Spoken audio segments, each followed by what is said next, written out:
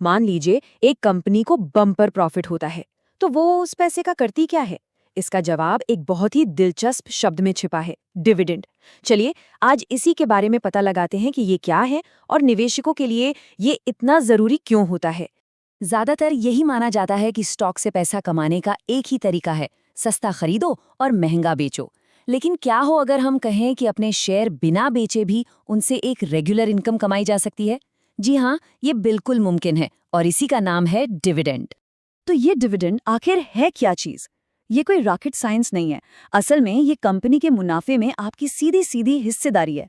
बिल्कुल सीधे शब्दों में कहें तो डिविडेंड कंपनी के प्रॉफिट का वो छोटा सा टुकड़ा है जो वो अपने मालिकों यानी शेयर धारकों के साथ बांटती है।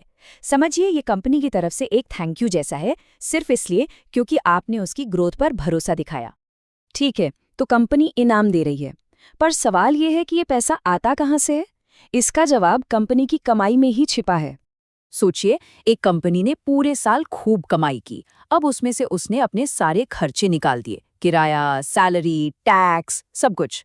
इसके बाद जो पैसा हाथ में बचता है ना, उसे ही कहते हैं नेट प्रॉफिट, और डिविडेंड बस इसी बचे हुए मुनाफे से दिया जाता है। मतलब साफ है, कंपनी जितनी कामयाब, इनाम उतना बड़ा।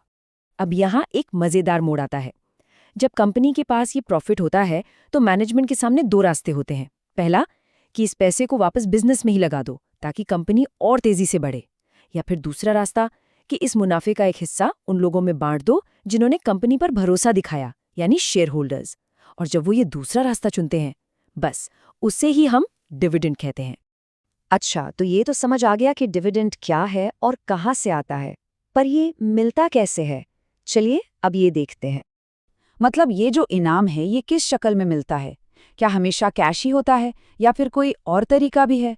चलिए जानते हैं। सबसे आम और सबसे आसान तरीका है कैश डिविडेंड। मतलब कंपनी तय करती है कि हर शेयर पर कितना पैसा देना है और वो पैसा सीधा बैंक अकाउंट में आ जाता है। कोई झंझट नहीं, बस प्रॉफिट आपके खाते में। दूसरा तरीका है स्टॉक डिविडेंड। इसमें क्या होता है कि कंपनी कैश की जगह इनाम में अपने ही और शेयर दे देती है। इसको बोनस शेयर या बोनस इश्यू भी कहते हैं। इसका सबसे बड़ा फायदा कि बिना कोई एक्स्ट्रा पैसा लगाए कंपनी में आपकी हिस्सेदारी और बढ़ जाती है। तो सवाल ये है कि ये इनाम मिलता कब कब है? देखिए, ये हर कंपनी का अपना अपना मामला है। ज़्यादातर जो बड़ी स्टेबल कंपनियां होती हैं वो हर 3 महीने में, मतलब क्वार्टरली डिविडेंड देती हैं। कुछ कंपनियां 6 महीने में या साल में एक बार देना पसंद करती हैं। अब आते हैं सबसे जरूरी सवाल पर, ये फैसला लेता कौन है? क्या हर मुनाफा कमाने वाली कंपनी को डिविडेंड देना ही पड़ता है? और कितना देना है, ये कौन तय करता है? जवाब बिल्कुल साफ है। डिविडेंड देना है, नहीं देना है या कितना देना है, ये फैसला सिर्फ और सिर्फ कंपनी का बोर्ड ऑफ डायरेक्टर्स लेता है। ये पूरी तरह से उनका अपना अधिकार है। और ये बात बहुत जरूरी है, किसी भी कंपनी पर डिविडेंड देने का कोई कानूनी दबाव नहीं होता। ये उनकी अपनी मर्जी है, उनकी अपनी स्ट्रैटेजी है। इसीलिए आप देखेंगे कि कई नई और तेजी से बढ़ने वाली कंपनियां अपना सारा प्रॉफिट वापस बिजनेस में ही लगा देती हैं, जबकि जो पुरानी स्टेबल कंपनियां होती हैं वो अक्सर डिविडेंड देती हैं। तो हमने ये सब समझ लिया, पर एक निवेशक के लिए इन सब बातों का असली मतलब क्या है? चलिए पूरी कहानी को अब समेटते हैं।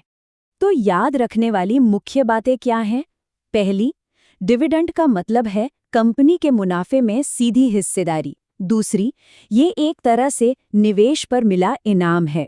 तीसरी, ये कंपनी की आर्थिक सेहत और उसकी पॉलिसी का एक बड़ा सिग्नल होता है। और सबसे जरूरी बात, ये हमेशा मैनेजमेंट का एक सोचा समझा फैसला होता है, कोई मजबूरी नहीं।